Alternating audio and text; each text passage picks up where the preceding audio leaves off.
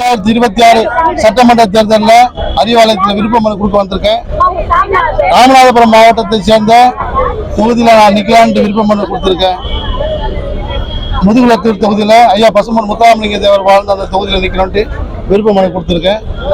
நான் பசும்பொன் முத்துராமலிங்க தேவரின் வாழ்க்கை வரலாற்று படமான தேசிய தலைவர் படத்தில் தேவராக நடிச்சிருக்கேன். இன்னைக்கு தென் தமிழகத்தில் இருக்கக்கூடிய அனைத்து முக்குளத்தூர் மக்களும் என்னை தேவரின் மறு உருவமாக பார்க்கறதுனால நான் நிச்சயமாக தொகுதியில் என்ன எனக்கு பெரிய வரவேற்பு இருக்கும்னு சொல்லி விருப்பப்பட்டு விருப்ப மனு கொடுத்துருக்கேன். இந்த தேர்தலில் இஸ்லாமிய மக்களாக எங்களுடைய முக்கிய கடமை என்னென்னா, பாரதிய ஜனதா கட்சியுடன் சேர்ந்து சிஏஏ NRC சட்டத்தை போன்ற கடுமையான சட்டங்களை எல்லாம் கொண்டு வந்து தமிழ்நாட்டில் இருக்கக்கூடிய இஸ்லாமியர்களை கொல்ல துடிக்கும் எடப்பாடி பழனிசாமி என்ற அந்த ராட்சசனை அடியோடு வீட்டுக்கு அனுப்பணும். இன்னைக்கு அரசியல் ஆதரவாக்கணும். இதுதான் எங்களுடைய முக்கிய குறிக்கோள்.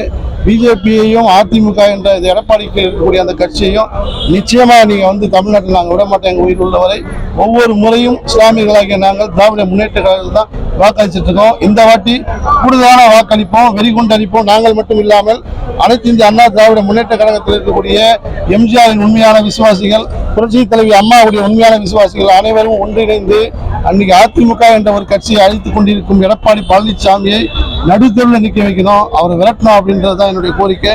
இந்த தேர்தலில் நிச்சயமா நடக்கும். எனக்கு இந்த முறை வாய்ப்பளித்தார், இளைஞர்களுக்கு வாய்ப்பளிப்புன்னு சொல்லியிருக்கார் தலைவர். இந்த முறை வாய்ப்பளித்தால் தங்க தலைவரின் காலில் என்னுடைய வெற்றியை சமர்ப்பணம் செய்வேன். நன்றி, வணக்கம், அஸ்ஸலாமு அலைக்கும்.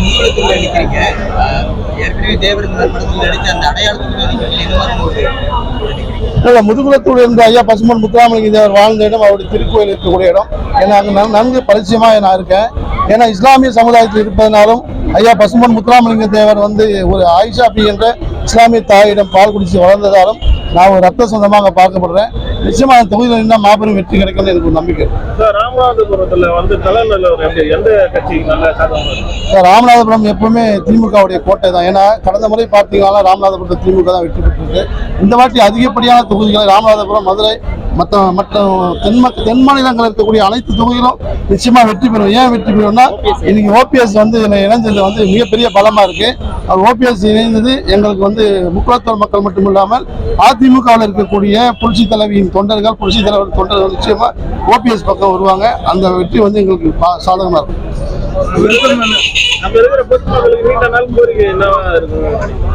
மக்களுடைய கோரிக்கை ஒன்றும் கிடையாது. இன்னைக்கு பாத்தீங்கன்னா பசும்பொன் முத்துராமலிங்க தேவரனுடைய அரசியல் தலைவர் சுபாஷ் சந்திர போஸ் என்ற பேர்ல இன்னைக்கு சாலை திறந்து வச்சிருக்காங்க, மேம்பாலத்தை ஐயா திறந்து வச்சிருக்காங்க. இதெல்லாம் ஒரு மிகப்பெரிய பிளஸ் தான் எங்களுக்கு. பசும்பொன் முத்துராமலிங்க தேவனுடைய பேரை ஏர்போர்ட்டுக்கு சுட்டணும்னு சொல்லியிருக்காங்க. இந்த ஆட்சியில நிச்சயமா முதலமைச்சர் சுட்டுவாருன்னு நான் நினைக்கிறேன். விருப்பம் ராமநாதபுரம் மட்டும்தான் சொல்லிருக்கீங்களா இல்ல வேற தொகுதிகள்? இல்ல, ராமநாதபுரம் மாவட்டம் மட்டும் தான் சொல்லியிருக்கேன். முதுகுளத்தூர் மட்டும் தான் கட்டியிருக்கேன். ஒரே ஒரு சாய்ஸ் தான்.